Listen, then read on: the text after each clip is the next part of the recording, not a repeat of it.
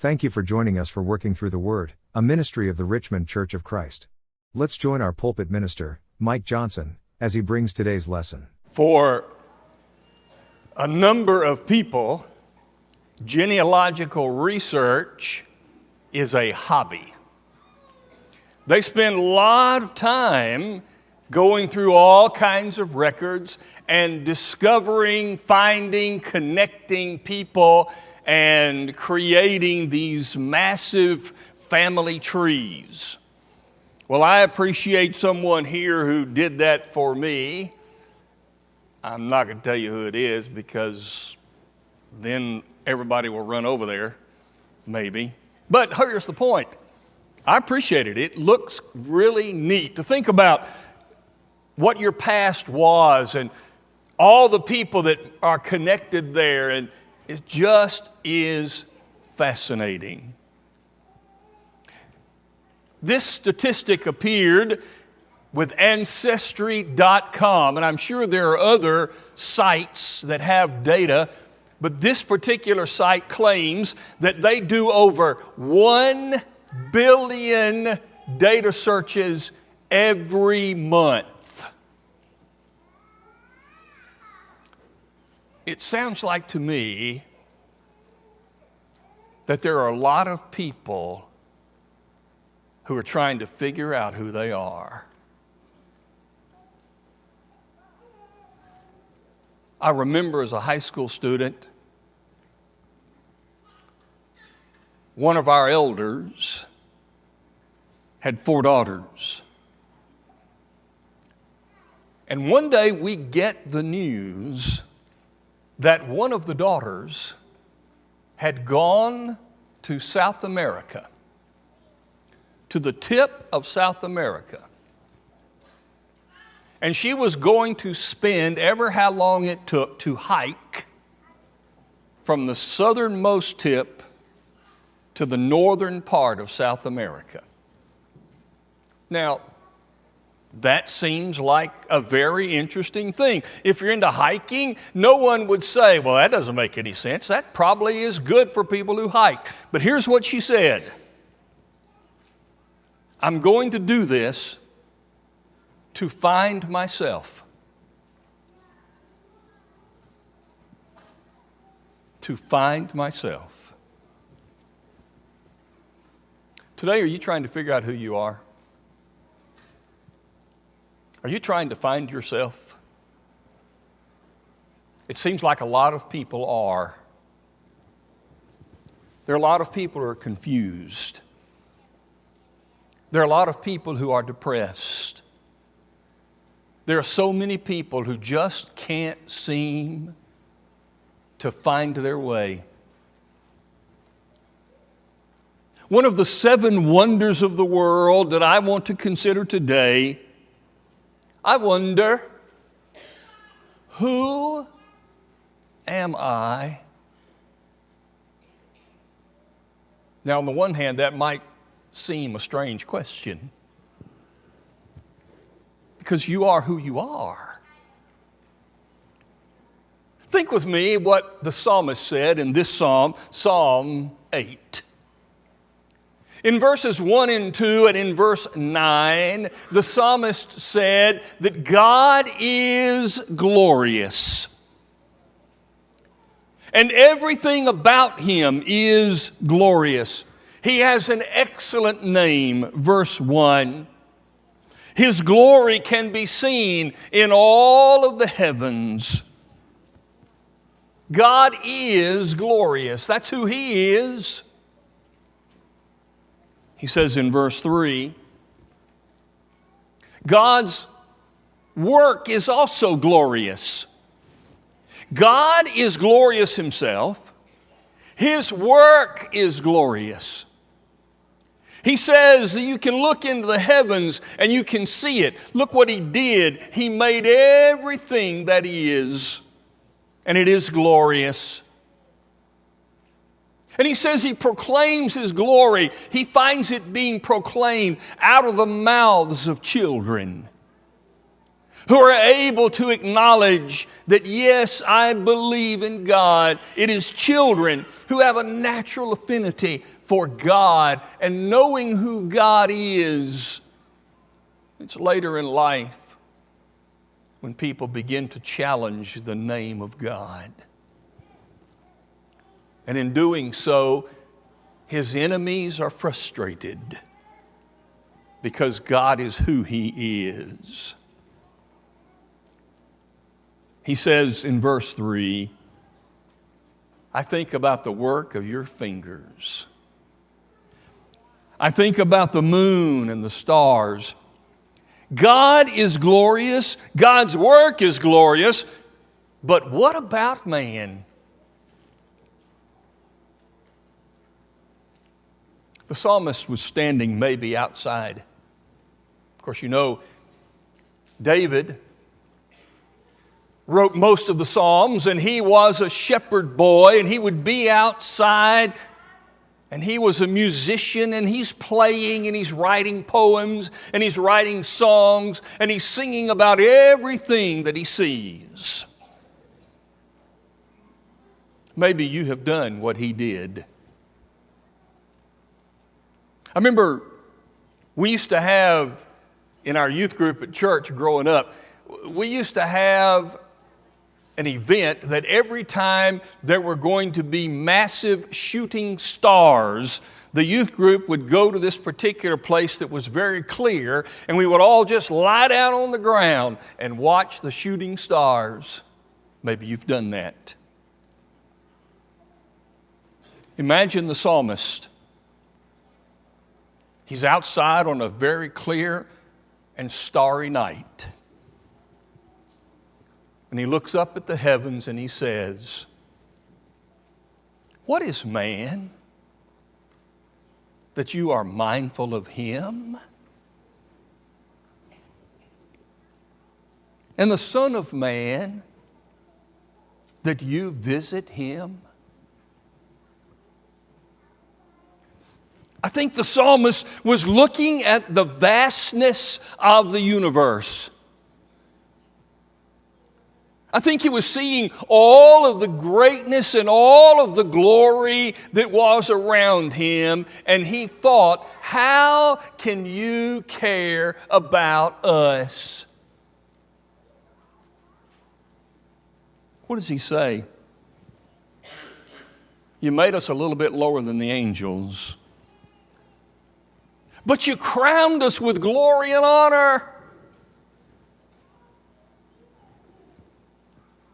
You gave us dominion, verse 6, over the works of your hands. You put all things under our feet, all the animals and all the beasts and everyone, the birds and all that's in the sea. And Lord God, you gave us control over all of this. How do we deserve that? When I see the beauty and the wonder of your creation, how do we deserve that? I don't think David is trying to say that stars are better than people. The universe is better than mankind. But I think what he's saying is this, and this is where I think we have the biggest problem in the world today. He looked around and he saw everything that was. How pristine, how perfect, how everything works just the way God designed it to work. And he looked at himself, and he looked at mankind, the crowning point of God's creation, and he goes, but we're not perfect. We don't do what we're supposed to do. How could you give us this glory and honor when everything in your creation works spectacularly except us?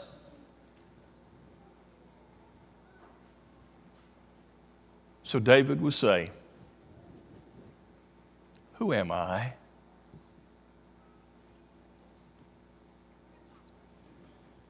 It really is sad to encounter people who have a real problem with who they are. It's really sad to have to deal with people who cannot appreciate themselves, who cannot say, this is me.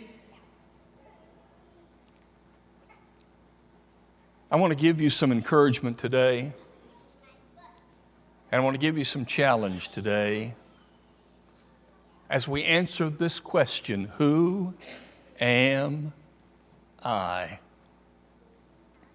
To do so, we have to go back to the beginning.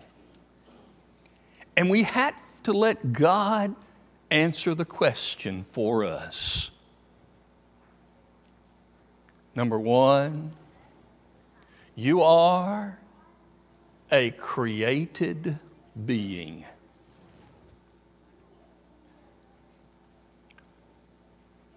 And God said,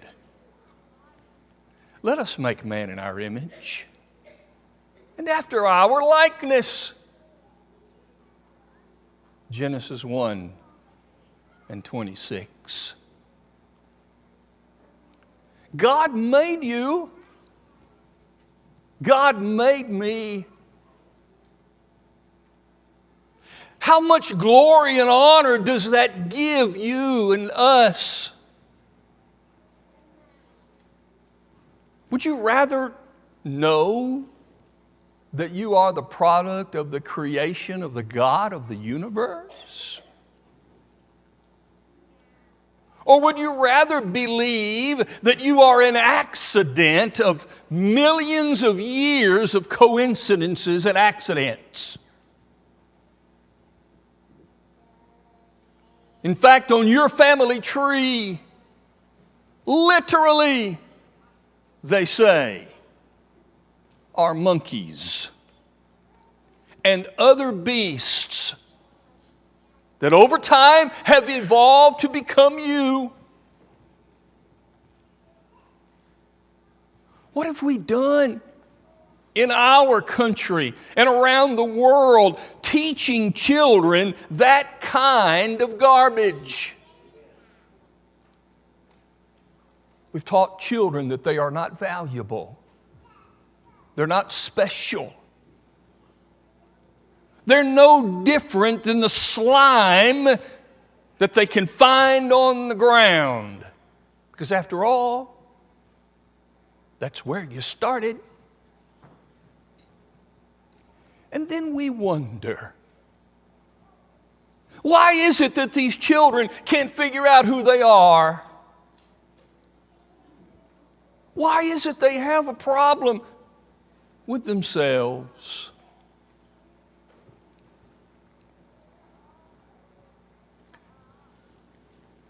You're a created being. And that makes you special. Peter wrote in 1 Peter chapter 4 and in verse 10, as each one has received a gift. Today, you are a created being. You are you. Now, I have to say, I don't know if the God of the universe looked down and said, okay, this person I'm going to give to these people. I don't know. Or did God simply say, here is how this person is going to come into the world. And through the process that He designed, that's how we all get here. And even if God didn't specifically say, I'm going to make you a male and you a female, or I'm going to make you outgoing and I'm going to make you sit at home and love the dark. I'm going to give you high intelligence and I'm going to make you struggle. I can't see God doing that. But what I can see is that God made a process. And by that process, you and I all have come to be. And because of that process, you are special. Sure, animals come through that basic process too, but not to one of them did God breathe the breath of life. The writer of Ecclesiastes in chapter 12 and in verse 8 declares that when this life is over, the spirit returns to God who gave it. You are special because God gave you His Spirit. You are you. And you should say, as the psalmist said, how excellent, O Lord, is your name in all the earth. Number two, you are a conscious being. When God made Adam and Eve, He looked at them and He said, be this way. When He told them what to be, He was acknowledging that they have a consciousness to be able to be. You can think about it. You can decide it. You can commit to it. Because God made you and you have the consciousness to be you.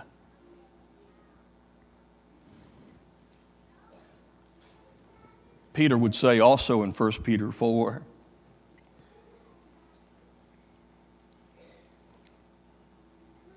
as good stewards of the manifold grace of God, if you speak, speak like God. If you minister, do it with God's command. Be who you are. Go be you.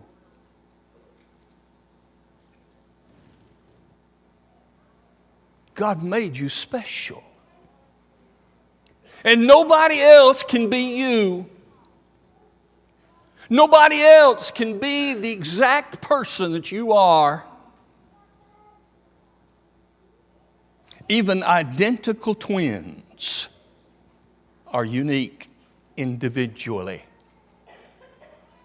Nobody can be an exact replication of you. And God, in creating you,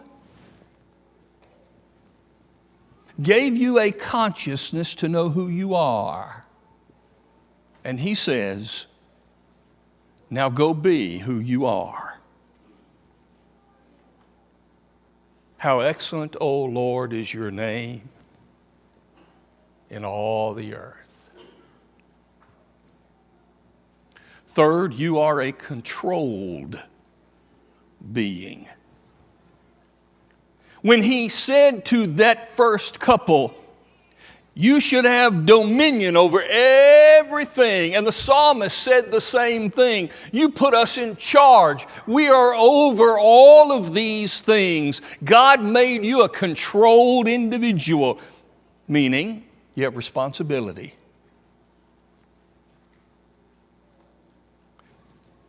If you accept that you are God's creation by choice, not an accident of millions of years, if you believe that you know who you are, you have a consciousness to recognize from God how He made you,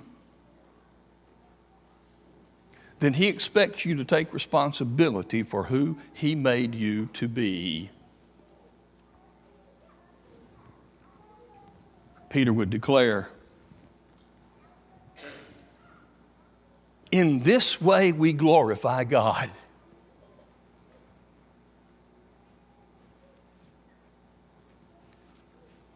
The person you are glorifies God by being the person you are.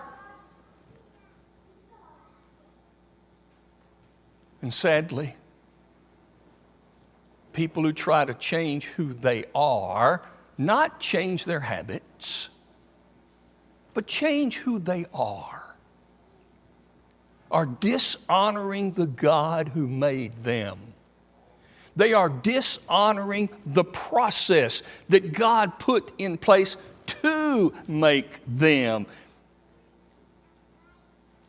Instead of people spending so much time trying to figure out how to change who they are, who am I don't know who I am, just look in the mirror and say, God made me, and I'm special. And I want everyone to know that I'm special. And I want you to treat me as special. And I want to treat you as special because that's my responsibility as a controlled individual before God. But number 4, you're also a convicted being. I'm sure that the psalmist, I believe, was saying, I failed. We've all failed. The rest of your creation functions just as you would have it do, but we failed. You're convicted. All have sinned and fall short of the glory of God. Every one of us have at times failed to be who we are. We failed to live up to the responsibilities that God has given us. We have failed.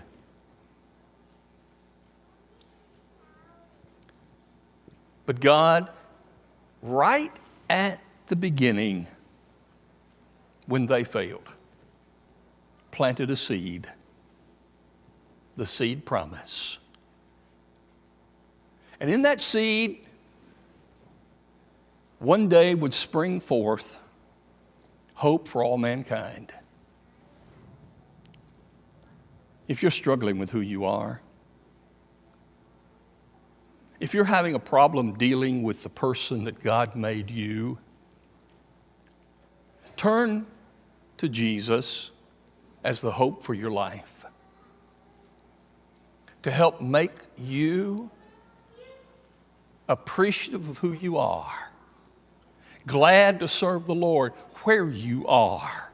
Look for opportunities to be who you are, because that's what God wants for you to be special.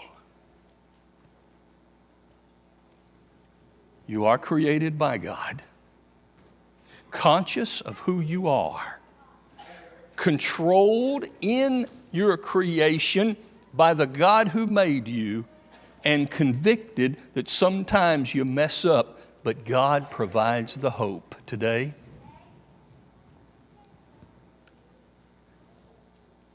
If we can sit and talk with you to give you peace and encouragement to be the special person that you are, I'd love to do it. Today, if you know you're outside of Jesus Christ, convicted as a sinner, needing that hope, you can be immersed into Jesus Christ, and that sin can be taken out of your life, and He makes you special again. If you're struggling as a child of God, your brothers and sisters want to help you. And we'll do it today if you'll come as we stand and sing. We hope that you enjoyed today's broadcast, brought to you by the Richmond Church of Christ. We are located at 1500 Lancaster Road in Richmond, Kentucky. We meet at 9 a.m. each Sunday morning for Bible class, followed by our morning worship service held at 10 a.m. Our Sunday evening service is held at 6 p.m. Our midweek Bible study is held on Wednesday at 7 p.m. If you are in the area, we would love to have you as our honored guest. Thanks for listening.